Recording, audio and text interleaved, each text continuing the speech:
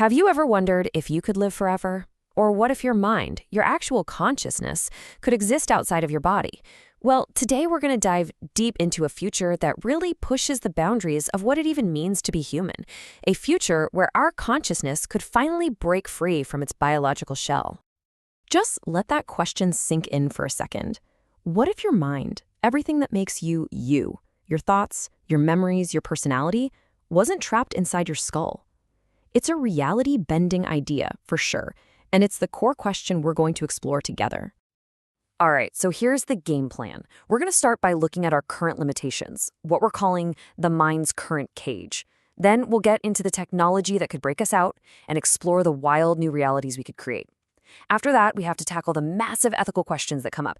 And finally, we'll talk about what this new era of being could actually look like. Okay, first things first, the mind's current cage. You know, before we can even talk about escaping the prison, we first have to understand the prison itself. And that prison is our own biology. The easiest way to think about it is that your brain is basically a biological computer. A really, really powerful one, but still. Your senses, your sight, your hearing, your sense of touch, they're the inputs. But here's the kicker. Those inputs are incredibly limited. They only feed our brain a tiny, tiny slice of what reality is really made of. And this brings us right to this huge mystery that philosophers and scientists call the hard problem. Look, science can map out which neurons are firing when you see the color red, no problem. But what it can't explain is why you have these subjective experience of redness. It's the difference between the physical brain just doing its thing and the private inner movie that you experience as consciousness. That's the ghost in the machine. And these points really hammer home just how real our biological cage is. Evolution? It's painfully slow, working over generations. Our bodies? They're fragile, they get sick, they get old. Our senses are stuck in this narrow band of reality. And at the end of the day, every single one of us is confined to one physical body. These are the walls we need to break through. So if biology is the cage, what's the key? Well, that brings us right into our next section, the tech of transcendence. Let's take a look at the actual blueprints for how we might escape. You can sort of see a potential pathway here, with each step being a giant leap. First up, you have brain-computer interfaces, BCIs, which would literally merge our minds with machines. The next step, which is way more radical, is mind uploading. We're talking about digitizing your entire consciousness so it can live, maybe forever, inside a simulation. And then there's the ultimate frontier. Maybe we don't even need a human to start with. We could create an AI that develops its own consciousness completely from scratch. Okay, now this is where things get really, really wild. If consciousness can be freed from our bodies, what could it do? What could it even perceive? This section is all about the idea of sculpting brand new realities from the ground up. I mean, just look at this comparison. Our human senses see this tiny little sliver of reality.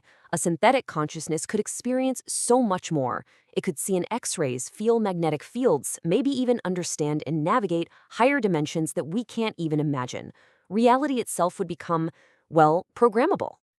And it goes even deeper. Think about shared consciousness networks, where different minds could literally merge their thoughts and memories into a collective we. Or just picture this, the ability to design your own reality, to build your own universe with your own rules of physics. The possibilities are they're completely beyond what we can really grasp right now. But as you can imagine, this kind of incredible power opens up a total Pandora's box of ethical problems. We just can't talk about this future without facing some of the really, really difficult questions it raises about what it means to be human. And this right here is the central question.